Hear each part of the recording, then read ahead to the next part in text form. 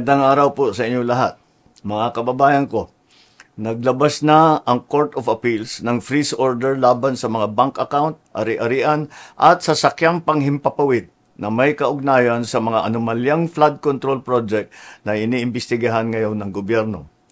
Sakop ng freeze order ang mga account at ari-arian ng Silver Wolves Construction Corporation at Skyyard Aviation Corporation, pati na rin ang mga personal account at asset ng mga individual na nasangkot sa investigasyon.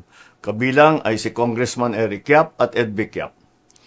May mahigit 16 billion na ang pumasok sa mga transaksyon ng Silver Wolves mula 2022 hanggang 2025. Na karamihan ay may kaugnayan sa mga flood control project ng DPWH.